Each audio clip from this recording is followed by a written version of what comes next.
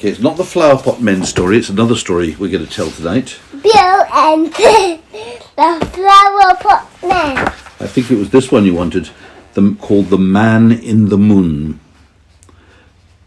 And it's more of a very short story, I think. Yes, well, we'll read several stories, shall we?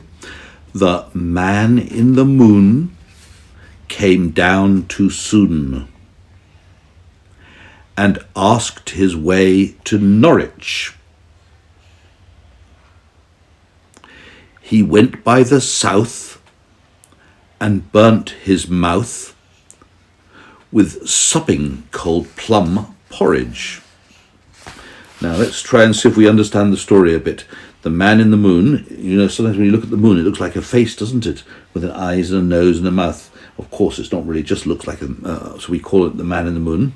And in this story, the Man in the Moon came down to earth. Came down too soon, he did. And he asked his way to Norwich, which is a town in England. And then, which way did he go to Norwich? He went by the south and burnt his mouth. Why? It says, with supping cold plum porridge. Now that's very unusual, because you would think you can't burn yourself on something which is cold, but maybe the moon can. But if it was hot plum porridge, I could understand. He's burned his mouth. But in the story here it says, and burned his mouth with supping cold plum porridge. So it's cold, not hot. It's not hot plum porridge, it's cold plum porridge. It shouldn't burn his mouth. And in this picture you see a lady who's selling cold plum porridge. It says here, cold plum porridge. And she's got bowls of cold plum porridge for sale. Yeah, and here's the Man in the Moon. He's got a head like the moon and arms and legs like a human. And he's got a bowl of porridge and he's just dropping it because it's too hot for him. So cold plum porridge is too hot for a Man in the Moon. And there's a cat looking here at him and looking very surprised. Why? Because the Man in the Moon has dropped his spoon and he's dropped his porridge. Hey diddle diddle, the cat and the fiddle. The cow jumped over the moon. The little dog laughed to see such sport, and the dish ran away with a spoon. Notice she's for fun. Where do you see such fun? The fun is the cow jumping over the moon. Now this one's called Hushabye Baby on the Treetop.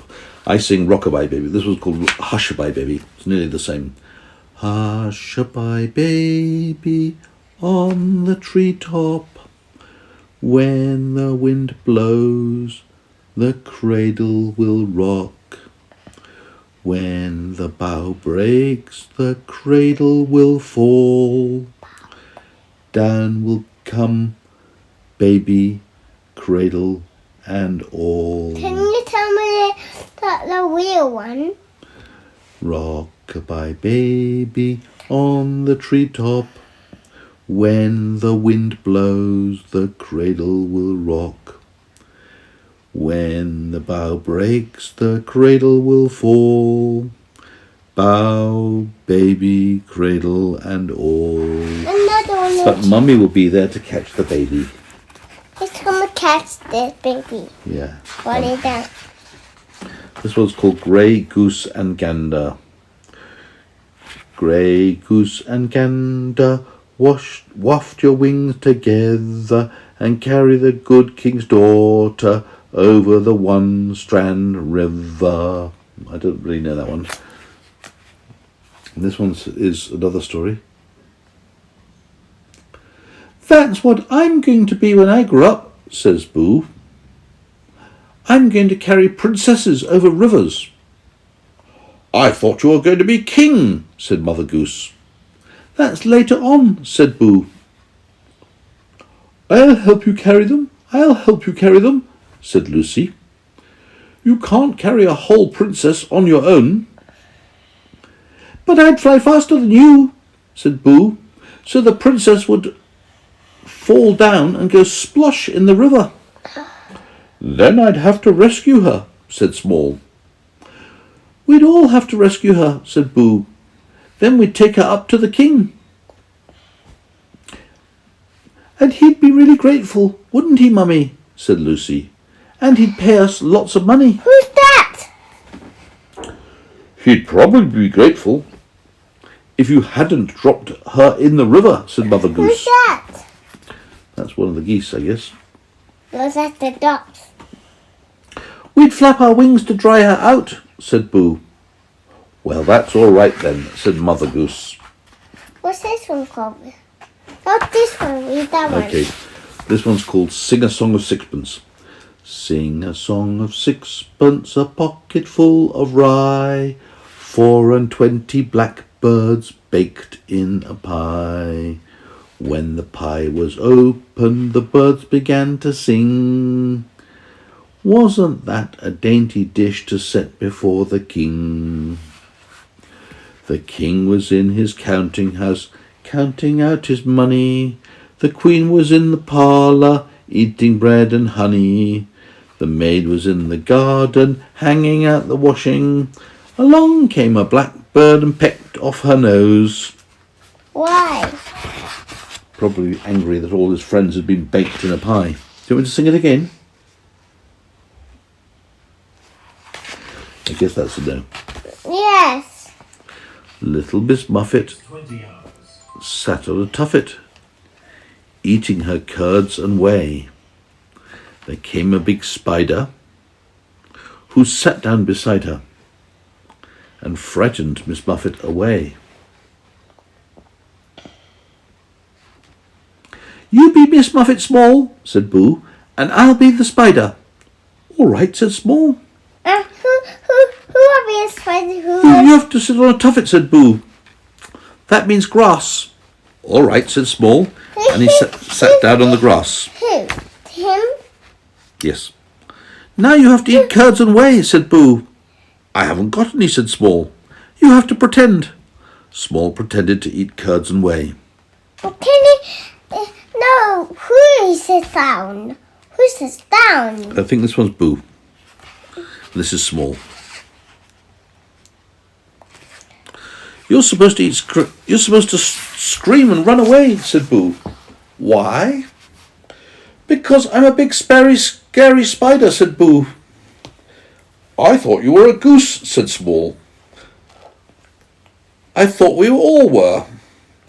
We are geese, said Boo. I was just pretending to be a spider. Mummy, Small doesn't know how to play pretending.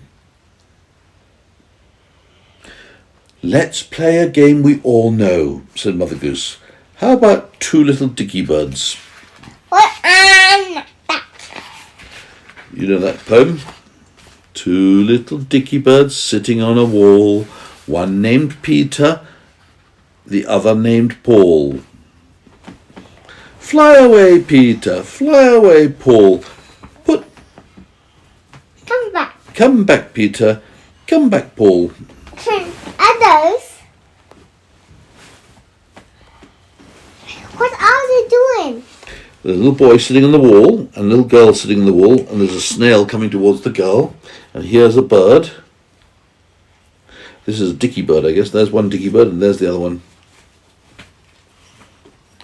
Two little dicky birds sitting on a wall, one named Peter, one named Paul.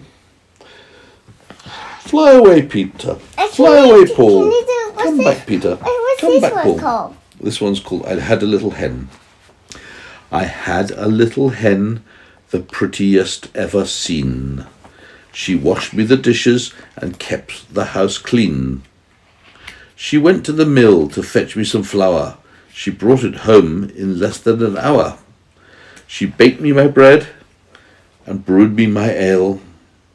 She sat me by the fire and told me many a fine tale. Got it? Last one now, and this one's called I Had a Little Nut Tree. I had a little nut tree, nothing would it bear, but a silver nutmeg and a golden pear. The King of Spain's daughter came to visit me, and all for the sake of my precious little tree. The end. Right. I don't stand that Now, one. I don't know about you, Aidan, but I am definitely falling asleep, so you're going to do the same, I hope.